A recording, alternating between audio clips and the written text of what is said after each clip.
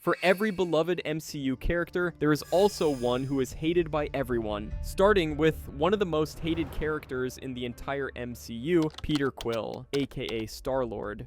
It's wild how fast things change for this guy. When Guardians of the Galaxy dropped, fans were obsessed. He was everything the MCU needed at the time. The dude was literally dancing through action scenes, cracking jokes, blasting, "Come and get your love," and it worked. Quill made being a space outlaw cool again, and for a while, he had that underdog energy people loved. Fast forward to Avengers: Infinity War, and Quill goes from fan favorite to one of the most blamed characters in Marvel history.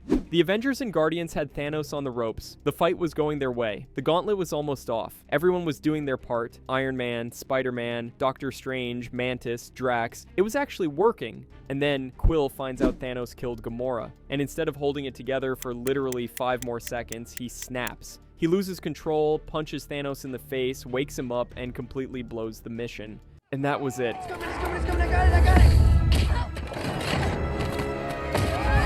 Thanos got the gauntlet back, snapped his fingers, and erased half the universe. Ever since that moment, fans have never forgiven him.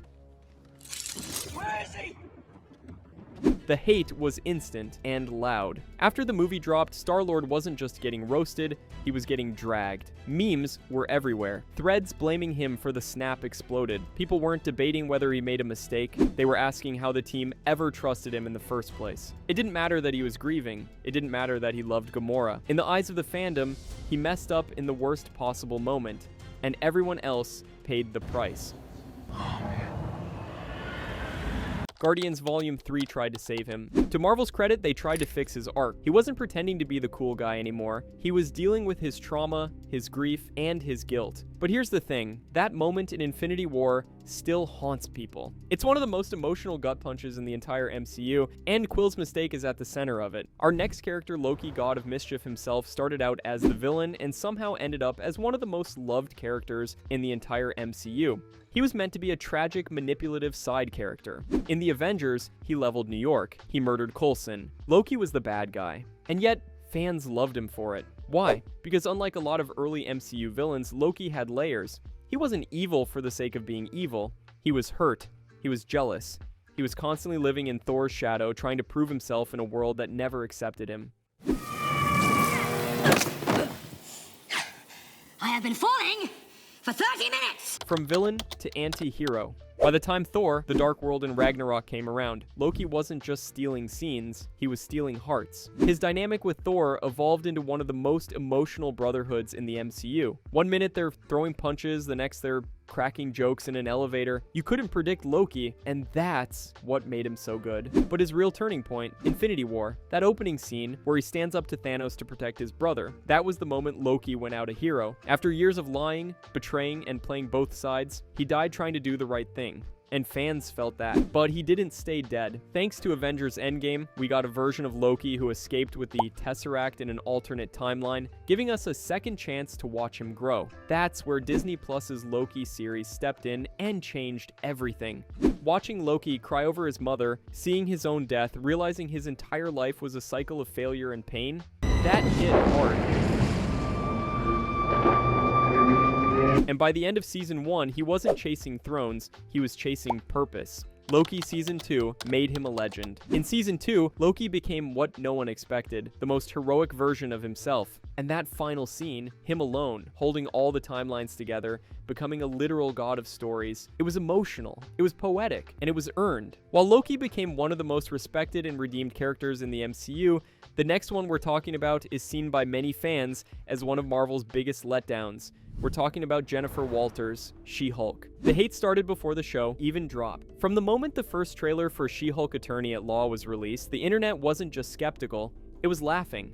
The CGI looked unfinished, the jokes felt off, and the tone, totally different from what Marvel fans were used to. Friend here back to his own dimension, I was wondering if you would agree to the terms of our cease and desist. The number one complaint about She-Hulk was the tone. It didn't feel like the MCU, it felt like a parody of it. Episodes bounced between courtroom jokes, social media satire, and random celebrity cameos. The infamous twerking scene with Megan Thee Stallion. Jennifer Walters, fully transformed as She-Hulk, twerking in her office. Oh, you are way more fun than my last lawyer? I will kill for you, Megan Thee Stallion. It's all about The finale basically mocked the audience. Instead of building toward a big showdown or a satisfying character arc, She-Hulk literally rewrote her own ending. She breaks out of the Disney Plus interface, enters the writer's room, and argues with a robot version of Kevin Feige. Kevin? It stands for Knowledge Enhanced Visual Interconnectivity Nexus. After the mess that was She-Hulk, Marvel fans were desperate for something deeper, and no one delivered that quite like Wanda Maximoff, also known as the Scarlet Witch. Wanda wasn't always this beloved. When she first appeared in Age of Ultron, she was mysterious, quiet, and mostly in the background. Her powers weren't fully explained. Then came WandaVision. This was the moment Wanda went from side character to icon. WandaVision wasn't just a superhero show, it was a slow burn masterpiece about grief, trauma, and the fantasy we create when the real world becomes too painful to face. And at the center of it was Wanda, building an entire reality out of heartbreak.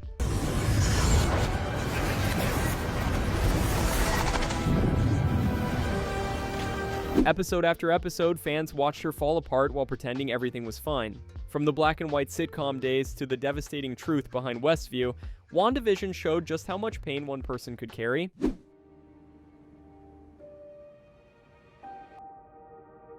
Even at her worst, fans stuck with her. In Doctor Strange, Wanda took a dark turn. She became the villain, destroying everything in her path to find the kids she created out of grief. She's a mother who never got to be a mother, a wife who never got to grow old, a girl who never got to heal, and that's why people love her. Because Wanda isn't just a character, she's pain made powerful. After Wanda Maximoff gave fans one of the most emotional arcs in the entire MCU, our next character gave them something else entirely. Captain Marvel might be one of the strongest heroes in the franchise. She's also one of the most hated. In 2019, Captain Marvel was hyped as a game changer, the first female-led MCU film, the key to defeating Thanos, the future of the franchise. But right from the start, things felt forced.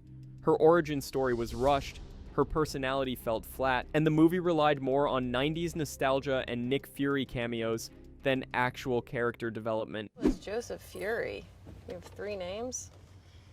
Everybody calls me Fury. Not Nicholas, not Joseph, not Nick. Just Fury. What does your mom call you? Fury? What do you call her? Fury. What about your kids?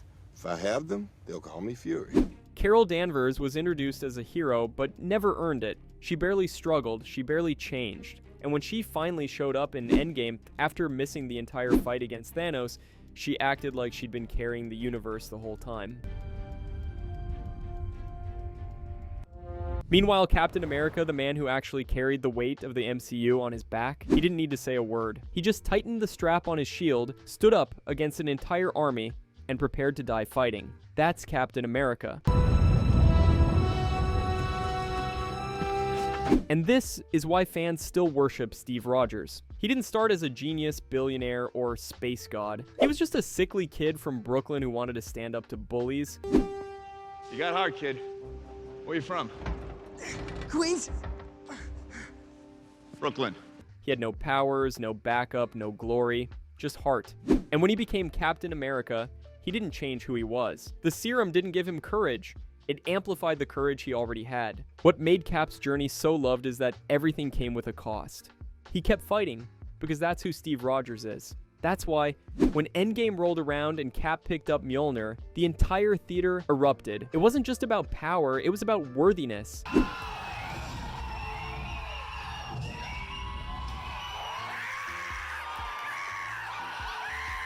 The best goodbye Marvel's ever done. And how did Cap leave the MCU? With dignity. After returning at the Infinity Stones, he chose to finally live his life. He didn't die in a blaze of glory. He got the peace he earned and passed the shield to someone else. Captain America stood for everything right in the MCU. Honor, sacrifice, legacy. But now, let's flip the coin completely, because our next character should have been terrifying. We're talking about Ultron. Ultron was supposed to be a game changer. Tony Stark creates him as a peacekeeping AI. But instead of protecting the world, Ultron decides the best way to save it is to wipe out humanity. Plant them to help them end. That setup, incredible. A villain born from Tony Stark's guilt, a twisted mirror of Iron Man's worst fears combined with unlimited internet access and a robotic army. On paper, Ultron should have been unstoppable. People thought Marvel was about to go full dark mode. And the biggest frustration? The wasted potential. Ultron could have been a commentary on technology, on what happens when humans play God. especially with someone like Tony Stark behind his creation. But instead of diving deep into that, the movie moved fast. Too fast. Ultron was introduced, went rogue, built an army, and got defeated, all in one film. No build-up, no time to breathe, no lasting impact. Moving on to Bucky Barnes, the Winter Soldier, who is one of the most beloved characters in the MCU.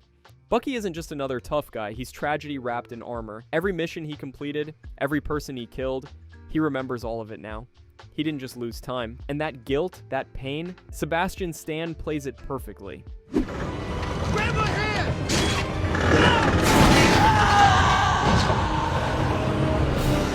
The Steve Bucky brotherhood. This wasn't some forced MCU bromance. This was a ride-or-die friendship that spanned decades. Steve never gave up on Bucky, even when Bucky didn't know who he was. And when Steve handed over the shield at the end of Endgame, you could see it in Bucky's face. The respect, the pride, the pain of losing the one person who always believed in him. The Falcon and the Winter Soldier gave him space to heal. In the Disney Plus series, we finally got to see Bucky deal with everything. The trauma, the therapy, the nightmares. He wasn't a weapon anymore. He was trying to be a person, to forgive himself, to start over. And fans were there for all of it. Bucky Barnes was a broken weapon learning how to feel again, and fans embraced every second of his redemption. But our next character, he went through one of the biggest changes in the MCU, and fans never stopped wishing it didn't happen. Because while Bruce Banner used to be one of the most feared and fascinating heroes in Marvel, what we got instead was Professor Hulk. A version that left fans scratching their heads and wondering where their Hulk even went. Hulk used to be a beast. Let's rewind. In the Avengers, Hulk stole the show. Every roar, every punch, every Hulk smash made him one of the most exciting characters on screen. That iconic moment when he slams Loki into the ground like a ragdoll, legendary.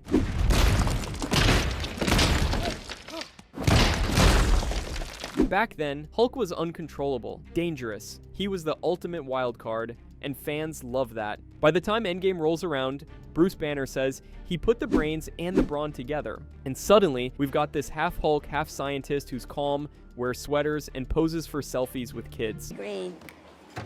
Green. Did you get that? And when Thanos returns for the final battle, Hulk doesn't even fight him. Let that sink in. The one guy who got wrecked by Thanos at the start of Infinity War, the guy who fans were hoping would get his rematch, doesn't throw a single punch in Endgame. After watching Hulk lose all his edge and fade into comic relief, fans were reminded of what real character development looks like. And there's one name that defines it better than anyone else in the MCU. Tony Stark, Iron Man, the man who started it all, and left fans crying in theaters when he took his final bow. When Iron Man dropped in 2008, no one knew this would become the foundation of the MCU, but from the moment Tony Stark walked on screen, cocky, sarcastic, reckless, you knew he was different. We need you to look this over as soon as possible. I don't like being handed That's things. fine, because I love to be handed. Iron Man's journey wasn't a straight line. It was messy. He pushed people away. He overreached. He made enemies. But through it all, he kept growing. He went from needing attention to needing answers, from leading with arrogance to leading with sacrifice. And when Endgame came, that final decision, that snap, it wasn't about ego anymore. It was about everyone else. And that's what made it hit so hard.